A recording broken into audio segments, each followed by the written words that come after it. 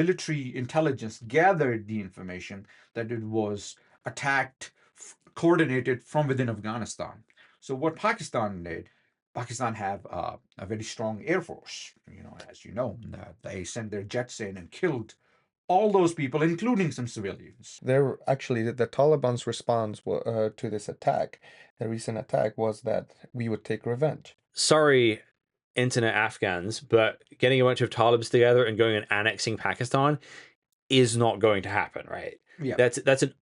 You're not going to annex a nuclear power with a bunch of guys with, AK-47s. Islam will continue to be triumphant until there have been 12 Khulafa, all of them from Al-Quraysh. The God of heaven will set up a kingdom that shall never be destroyed. Nor shall the kingdom be left to another people. It shall break in pieces all these kingdoms and bring them to an end, and it shall stand forever. This is my brother, my executor, and my successor among you, so listen to him and obey. My kingdom is not of this world. If my kingdom were of this world, my servants would have been fighting. Whoso obeys me obeys God. Whoever disobeys me disobeys God. Whoever disobeys my commander disobeys me. The Lord said to me, You are my son. Today I have begotten you. Ask of me, and I will make the nations your heritage, and the ends of the earth your possession. Two systems of government, two visions for life on earth. Whichever is true changes everything. This is Christ and Khulafa. Hey everybody, welcome back to Christ and Caliphate. Today we have a special episode because there are some bizarre hostilities breaking out currently between Afghanistan and Pakistan. So I am joined by two of my friends, Shajil from Pakistan and Caesar from Afghanistan.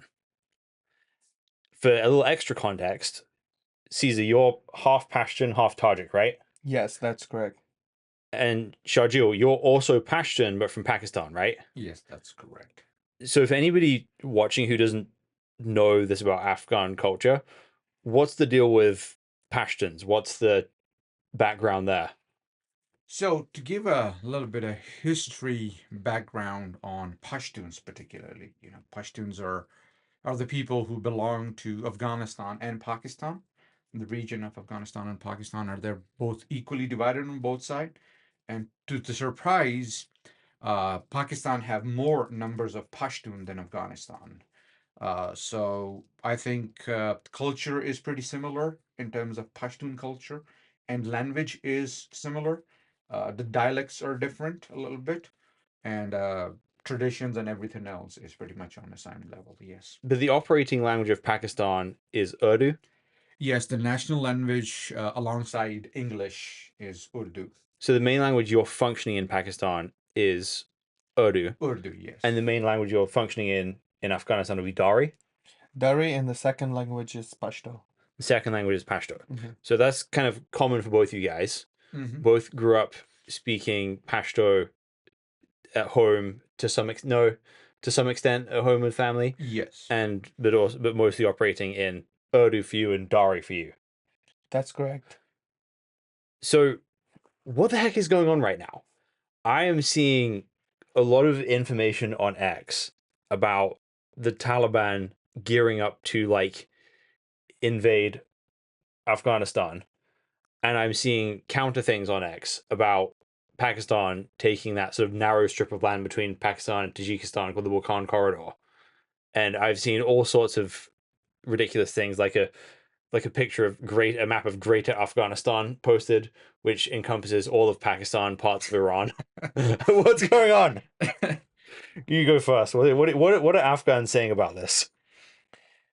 So the conflict between Pakistan and Afghanistan didn't started now. It goes way back in time.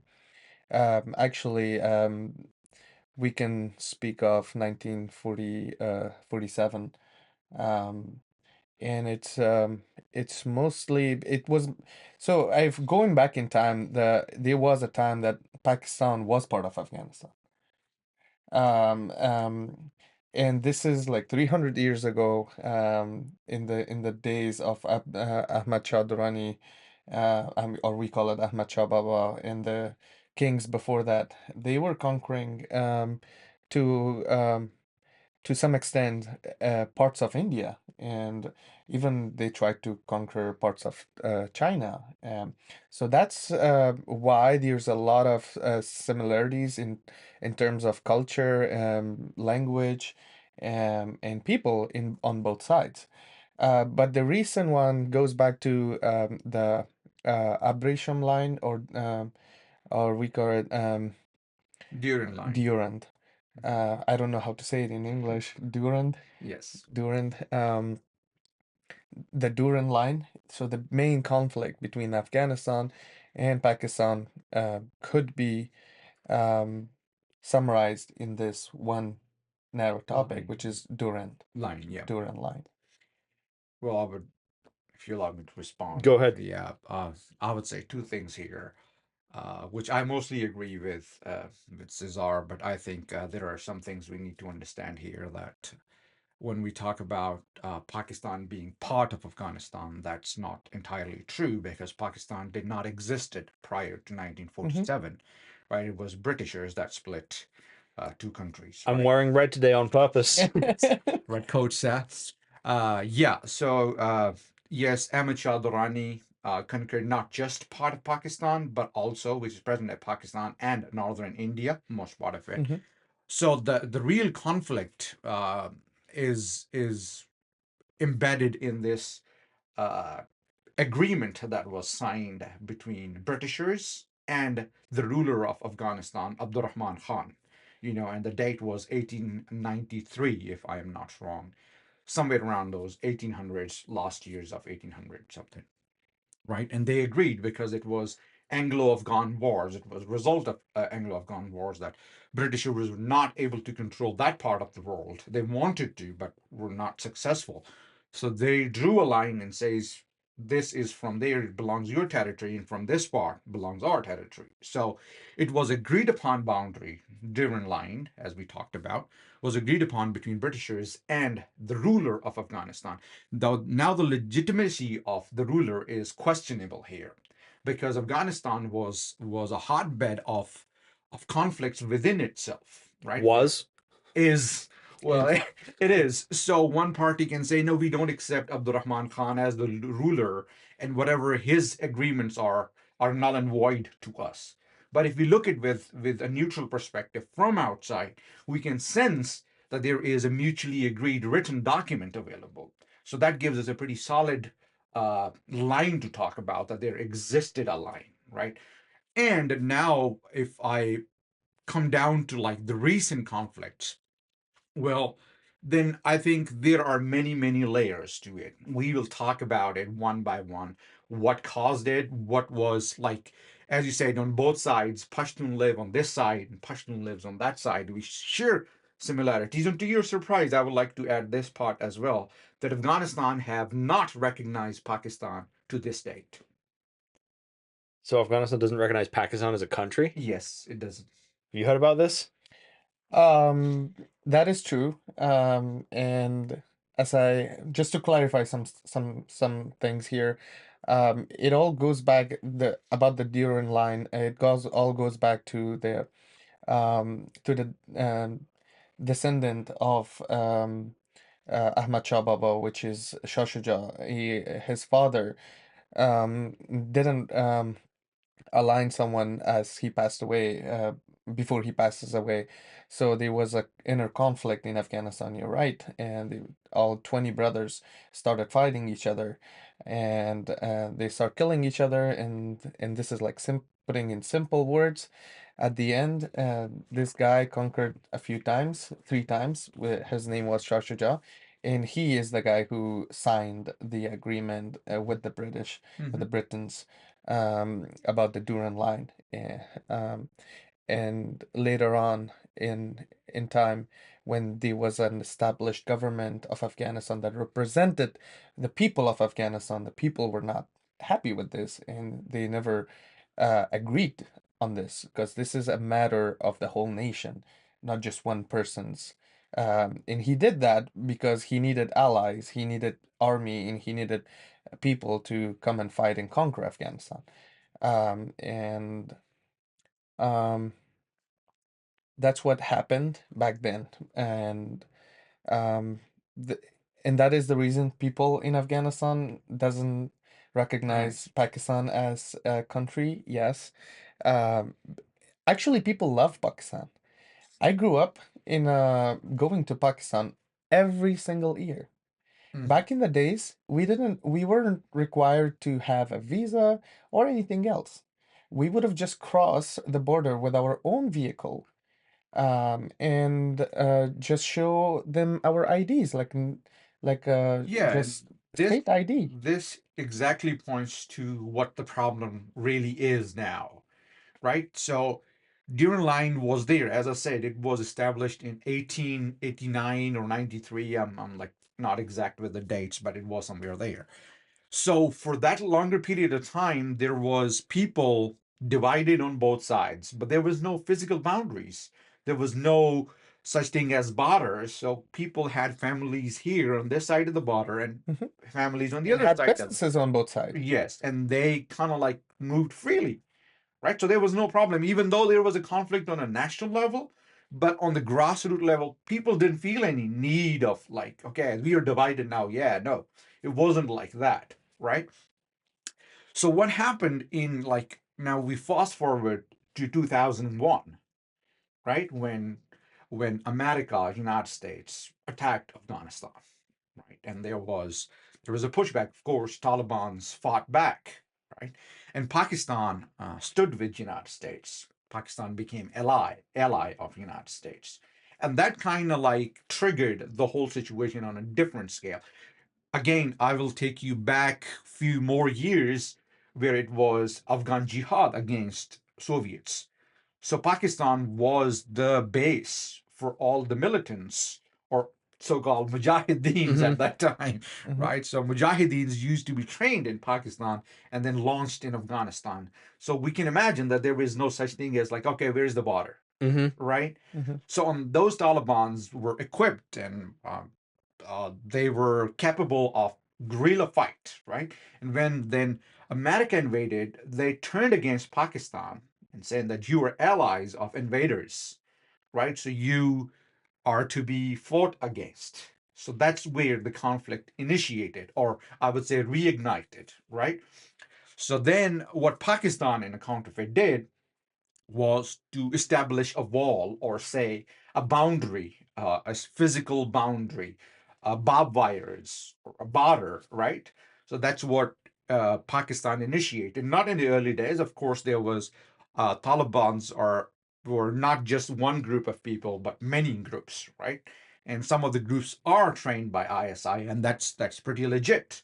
There is no seeded doubt in this notion that the destruction of Afghanistan, Pakistan's military is responsible. I would not blame politicians, but I would say military. Pakistan is ruled by military behind the curtains, right?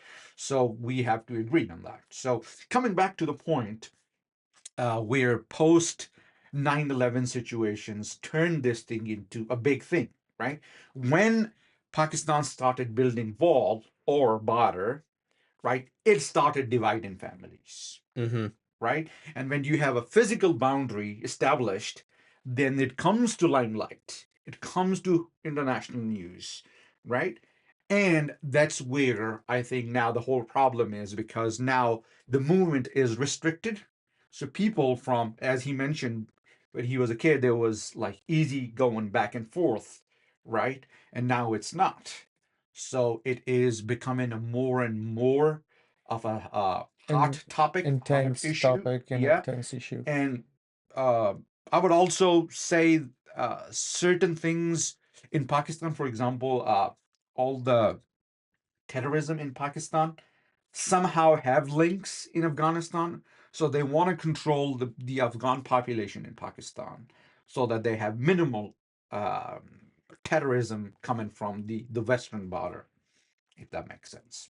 So there's almost three potential angles here. Yes. So on the one hand, if you're coming at it from a sort of historic Afghan nationalism perspective, you imagine an Afghanistan with, bigger borders and more reach. If you're coming at it from a strictly sort of Islamic perspective, the whole idea of borders between Muslims is un-Islamic Yes. in the classical Sunni way of conceiving the world. Yeah. And then from a Pashtun sense, you've got family members and relatives and people who share the same language and culture now having this arbitrary separation. So you've got three different things at play here that make this explosive. That's true. Which will take us to the tribal movement of Balochistan, Baluchis, and others. And you're right, Pakistan is trying to minimize the risks of the terrorism that's coming. It's a threat that's coming from Across the Afghanistan. border, yes. But Afghans actually think the opposite. We think that Pakistan is a threat that is sending us That is the true. Yeah, that terrorists. is true. Because the whole idea of terrorism and all these things that we see today, like Taliban's and all that, didn't exist 60 years ago. It wasn't there. 70 years ago, nobody never heard of any Talib, any jihad, I would anything like that. rephrase it, if you allow me. There was the idea in, of course, classic Islamic sources. There is idea of jihad. There is idea of fighting against infidels, and there is these are all there.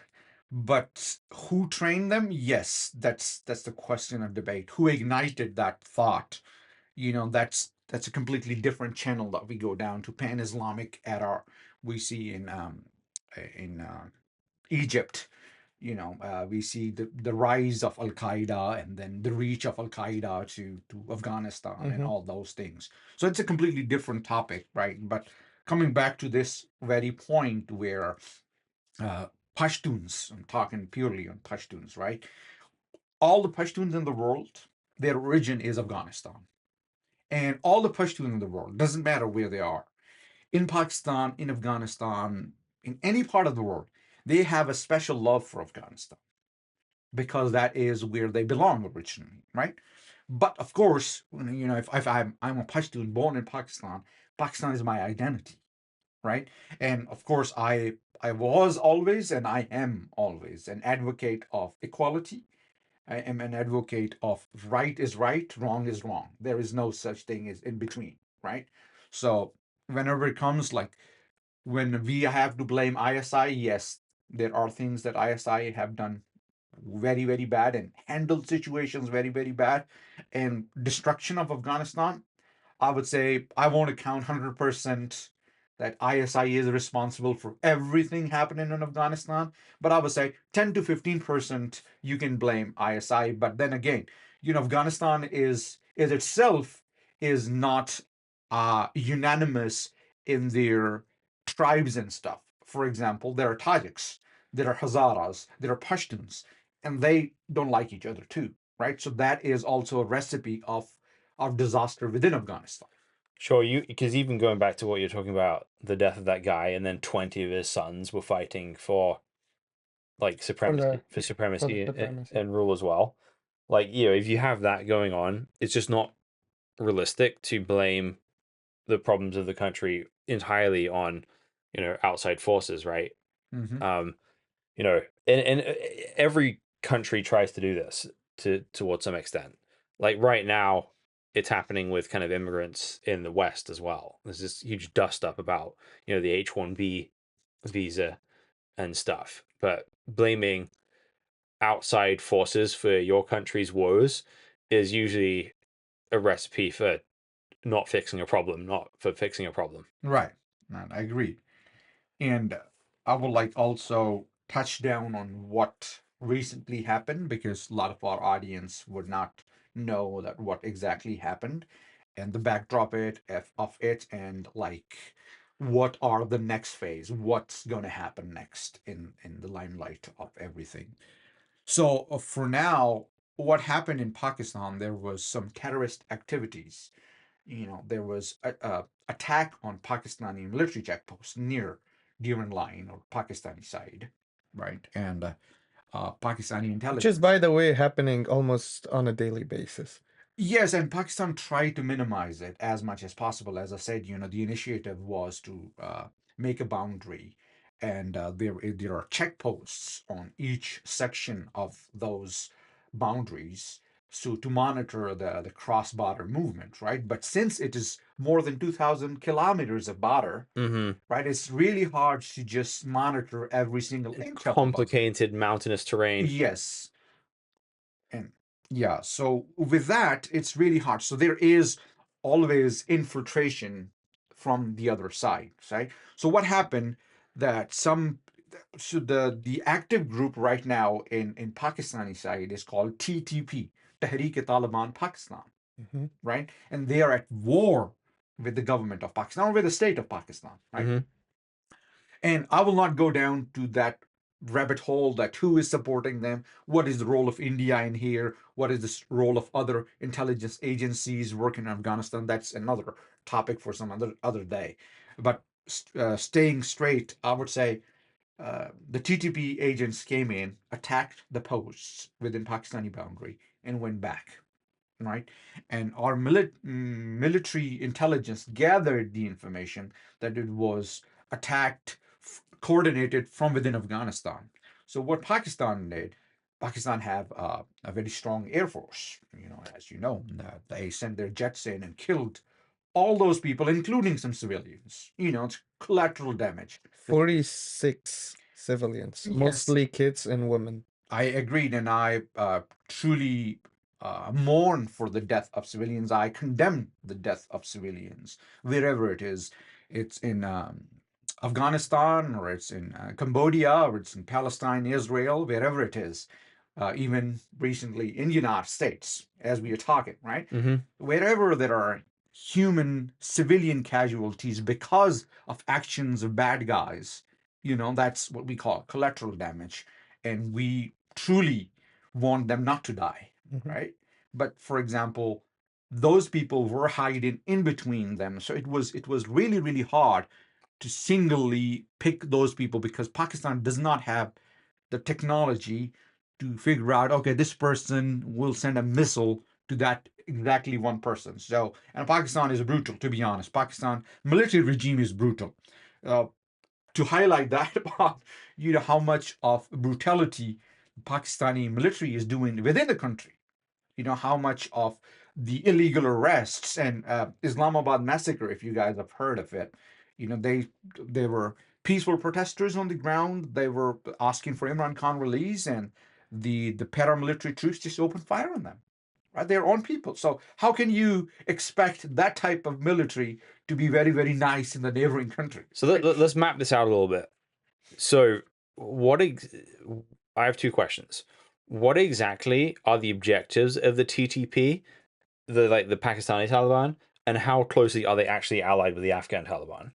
It is hard to demonstrate what's going on, to be honest, but from a distant view, it looks like they don't like each other.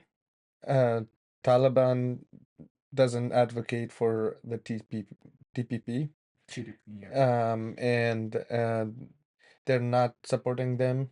They're not trying to do this, at least on a public level. Maybe there's some Soft corner. maybe it is possible. It's always been in the world. That's how the world works. But on a public level, what they are proclaiming is that they are not part of it. And they're actually the Taliban's response to this attack, the recent attack, was that we would take revenge. How, when? The Taliban take the attack on Afghanistan? No, Pakistan. Pakistan. Pakistan. Okay, so the Taliban is talking about taking revenge for the attack on Pakistan. For the attack in Afghanistan. So Pakistan attacked, as he described it, the airstriked the region we call Paktia, and there's a small city of it, and at around 46 women and children died, and 7 to 10 people are injured, heavily injured. And the response to this um, tragedy was that we would take revenge. Yeah. But it worth mentioning that mostly it goes to the people who live in that region, who lost their families, who lost their lives, who lost their homes, who lost their beloved ones. They would want to take revenge. And so far, we live by a motto. All Afghans live by a motto, which goes like this: the Afghanistan is the graveyard of empires. So yeah, there's inner conflict in Afghanistan. It always been, and it would, and It will always go on. it will be to some extent. But when we have an attack from an outsider, all these people will be united, like the Mhm. way they did in jihad and fought against Soviet Union. They fought against Soviet Union without having technology, without having tanks, without having anything. I They think yeah, started. there was U.S. back Sure, for sure, technology. Yes, but not to the point that we consume today. Not to the point that we what we have today. It enough for guerrilla warfare. Let's put it this way. because I'm coming from I would say a tribe or especially that region. The whole jihad where it started, I'm from that region. Hmm. And my grandfathers, my all my families were part of it. Hmm. And I personally met some of the leaders that are still alive and had conversation with them about jihad and everything and what happened. And this is what Afghans live by, and they would want to take revenge. It's probably the sort of fractured nature of Afghanistan. It's actually probably what makes it so hard to conquer. If you have a strong state with a strong infrastructure and a strong power system, you can go in there, and if you can defeat and take over that power system that exists, then you can control it. But where the heck even is that in Afghanistan right now? Yeah, you have nothing to lose. Then the roads like for me living in the mountains the same as a daily life routine. Then I don't mind living in mountains for many years of my life. So that's what Afghanistan is. So now we have all this sort of saber rattling. I've seen pictures of like trucks of Taliban soldiers being like shipped to the Pakistani border and stuff. Like, what exactly is going on inside Afghanistan right now? You might have seen those pictures, and that might not belong to the recent time. That happened when the U.S. Army started their evacuation from Afghanistan. All the we call it humvees, the big not the big tanks, but like semi tanks, Yeah. and somewhat the big tanks and the helicopters, the jets, and a lot of M4s, M416s. They were all have been transferred to Pakistan, and whether they sold it to them or give it for free, I don't know. But I was a witness of watching it all gone and going out of Afghanistan. It's all over the internet because people um, put it in tape. People couldn't see it. And there's the road that goes to it. There's a couple borders that we can go and cross to Oh yeah, Pakistan.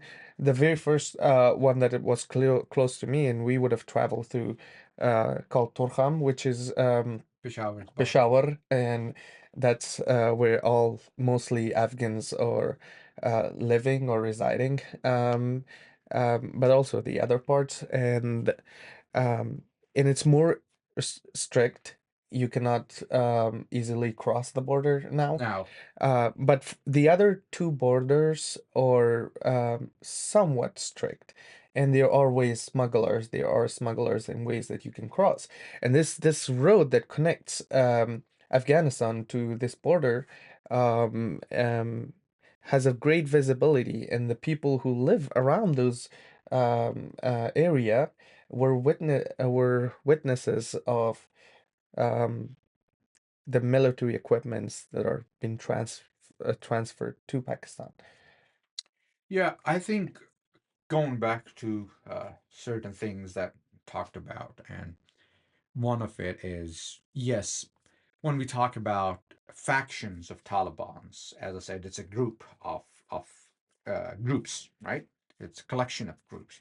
So yeah, there were some groups that are uh, powered by ISI and that was supported by ISI, and to this day, I think they are supported by ISI. But now the people in control in Afghanistan, right, are not in good terms with ISI at this point in time. They do not accept because they have their own interests now. The interest is splitted.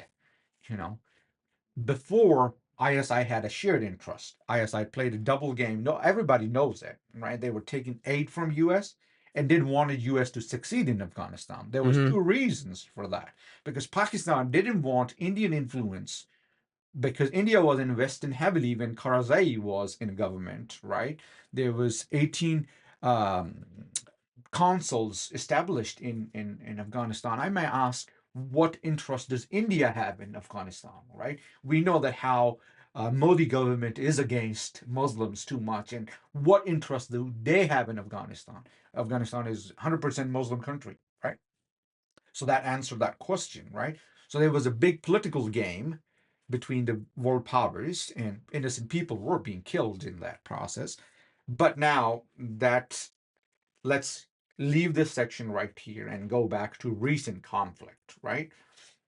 Where this attack happened and Taliban's are saying we're gonna take revenge, right? There is a revenge thing.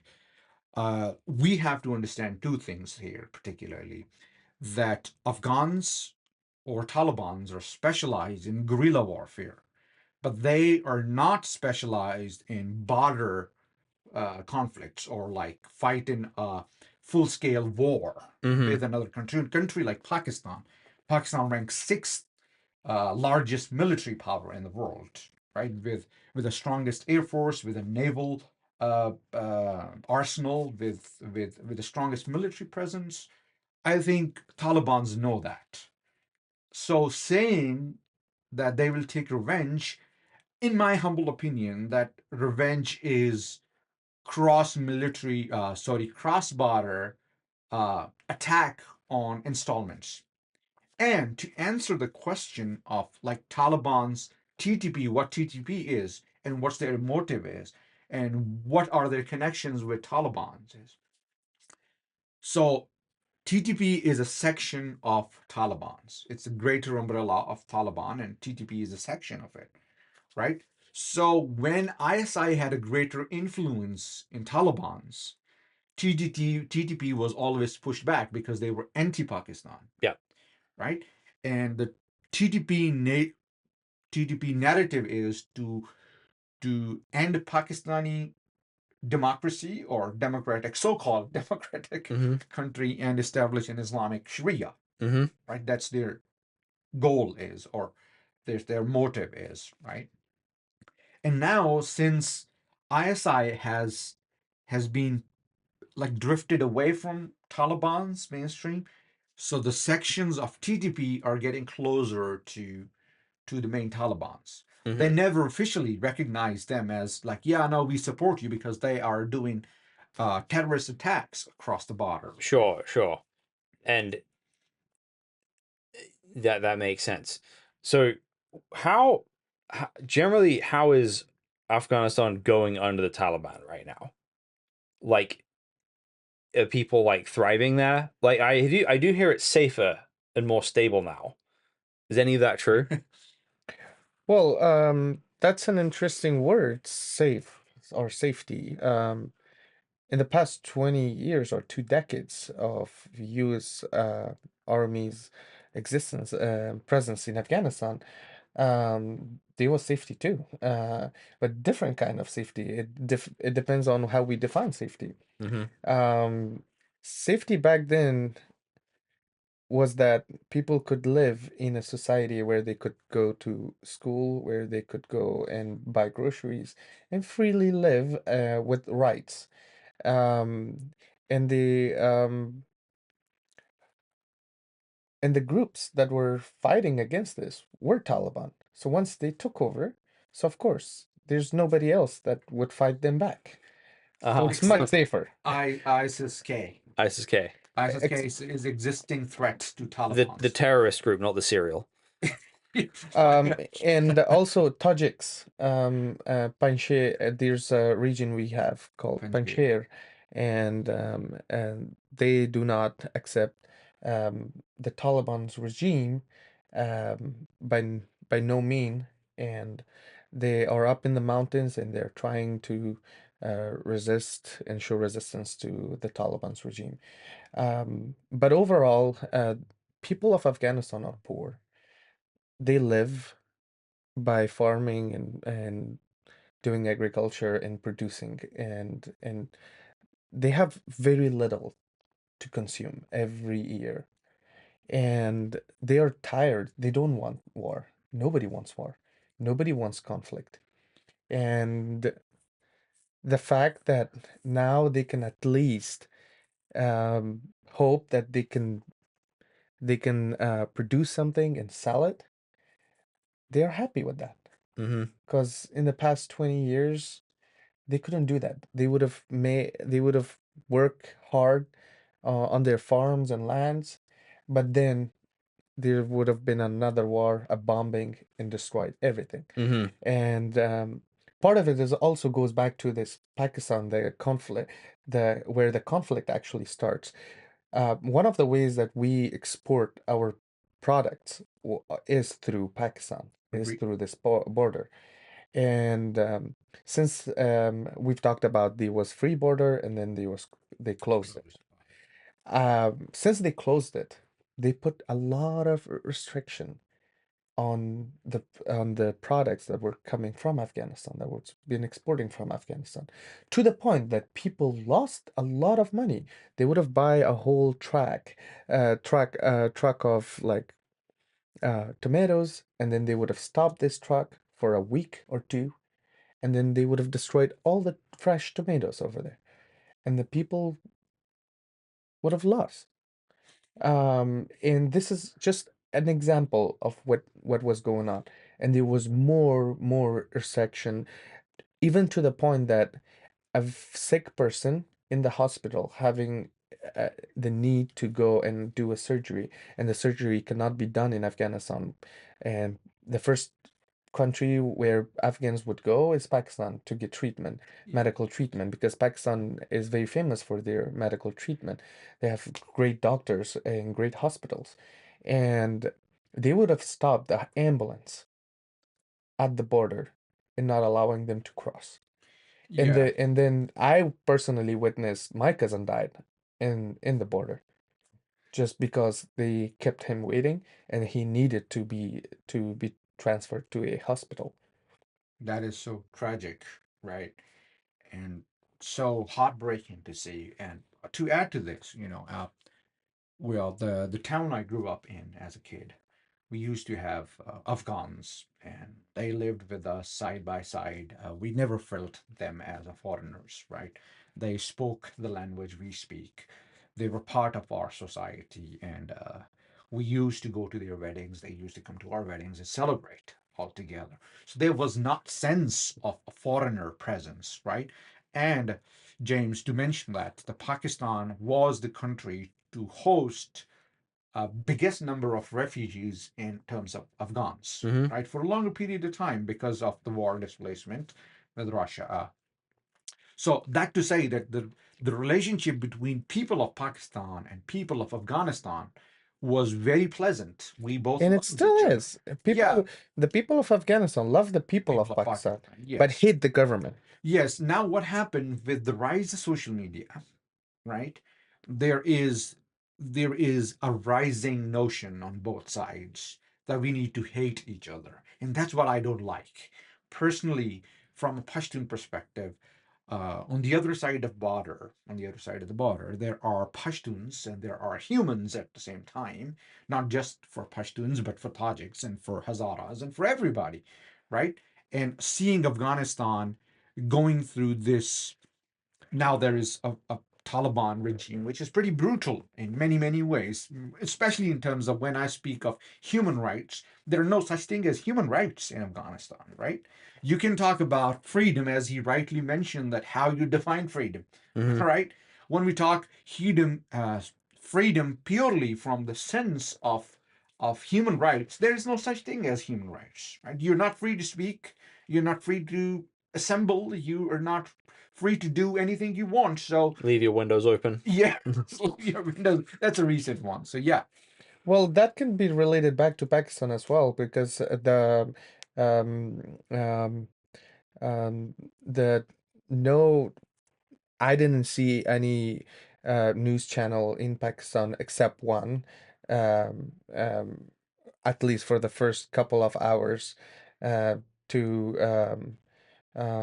to announce this news, to announce this attack that Pakistan attacked Afghanistan. bro, let me tell you this. Pakistan is under a pretty brutal military dictatorship, right? Pakistan media is censored, right? All the media houses are Yeah, in the the media is pocket censored. of Yeah. ISI.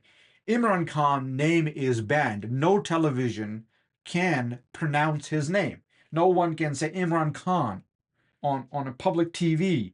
As I said, people gathered in the capital of Islamabad to protest, and they were dealt with straight fires, right? Straight fire bullets, right? So Pakistan right now is having a very, very hard time in terms of freedom.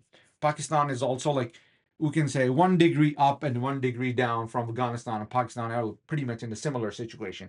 It's just like Pakistan a little bit fancy with their democracy up front to showcase the world that, yeah, we are democratic people, but deep down inside there is no such thing as. So let's move this on a little bit here, because what it seems to me at the core of this is that Afghanistan and Pakistan have generally had a friendly and mutually beneficial relationship Yeah. to some extent, right? Is Mhm. in a historic sense, Yes. right? There's generally brotherhood and friendliness between the cultures, and that everybody should be winning from this, and generally the people have a high regard for each other.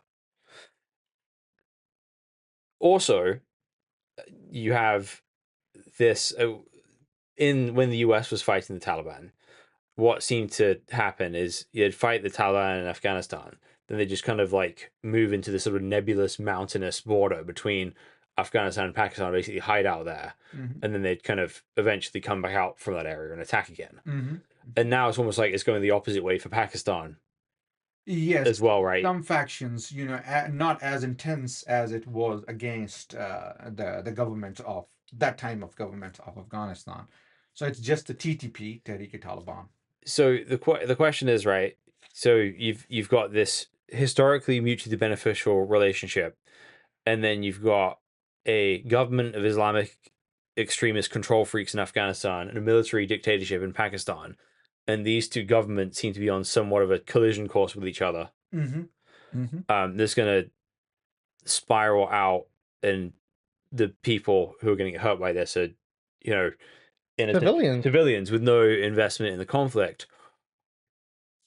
What do you guys think the things that can be done to improve the situation are? Oh, that's hard. Well, let me ask this question back to you, because you're a Westerner. You are from different place, and of course you have a completely different perspective. I would love to hear what you say, and then in light of that, I would say yes, that could be. By the way, he can be identified as a Nuristani.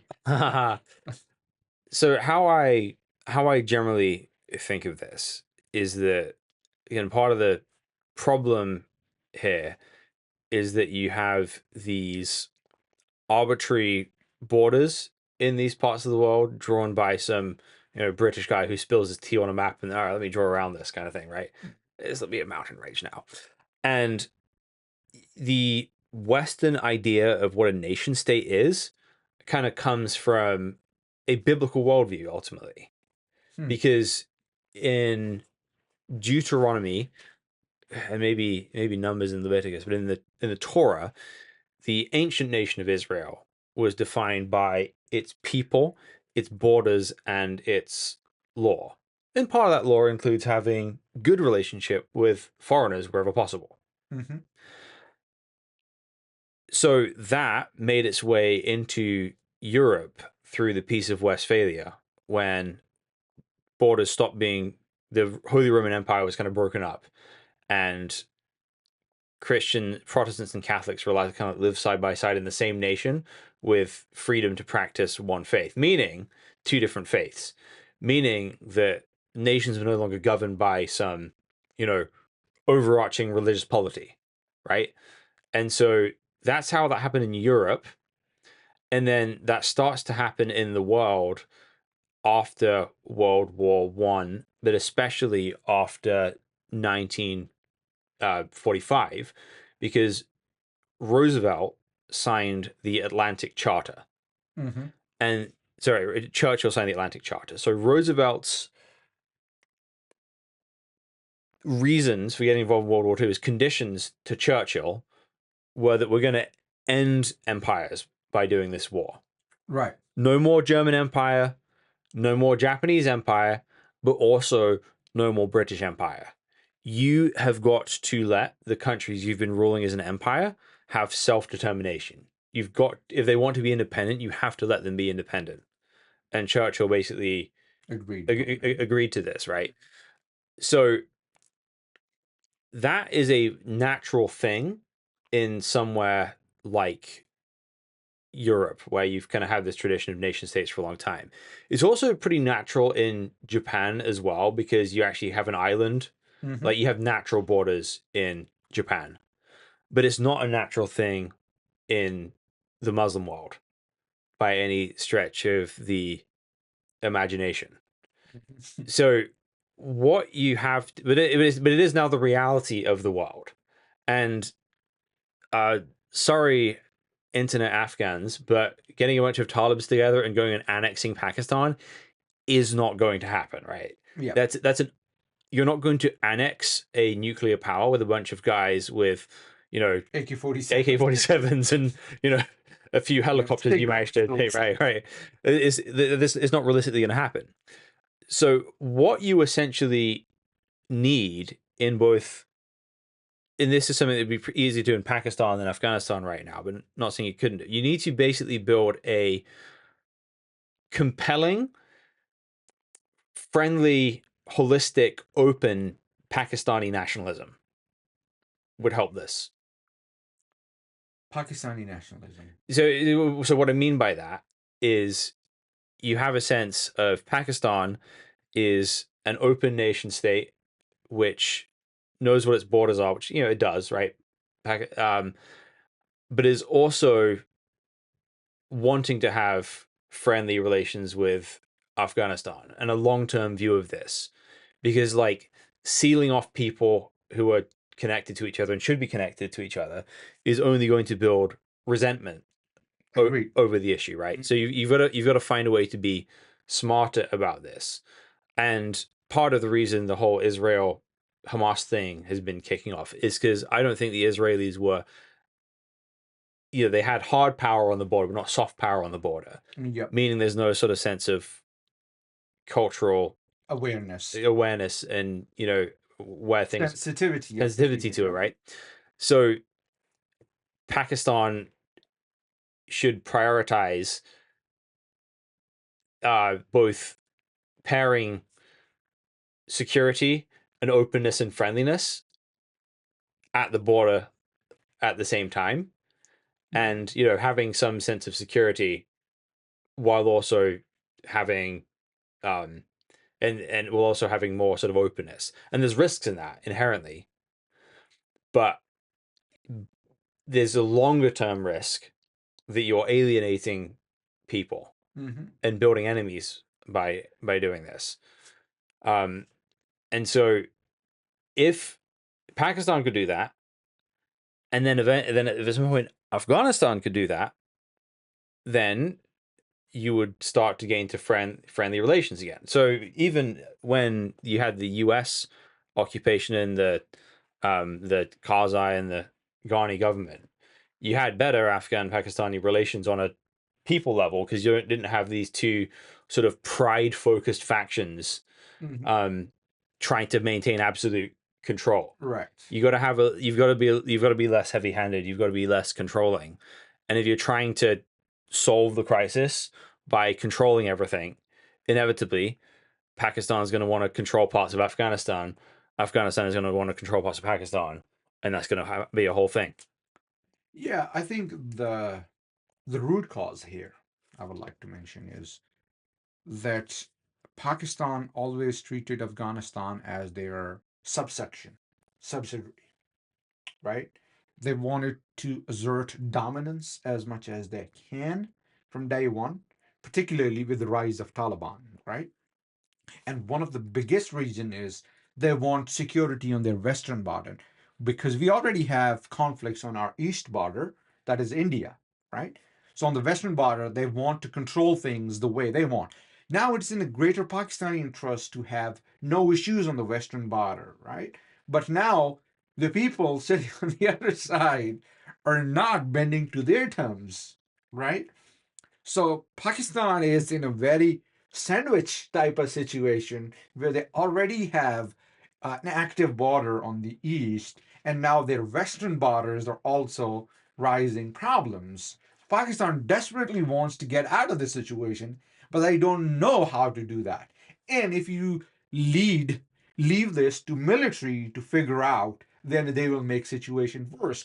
That's where I say, that people the government elected by the people should be put in power to have mutual agreement. There is nothing that cannot be solved on the table, right? So that is one way forward. Right. Yeah. I completely agree with you. When you are a hammer, everything looks like a nail. Yeah. And this is not a solution that can be, solved with a nail. And that applies to both, I think, the current government in Pakistan and the current government in Afghanistan. Yes. Right. These are guys who have found their entire identity in fighting. Yes. For 20 years. Mm-hmm. And to be able to govern well takes a very different set of skills. Right. Well, no, that's completely, I completely agree. By hammering and going forward like this, won't change anything, and it will make it worse and worse, and would get to the point that either you would have Afghanistan or Pakistan.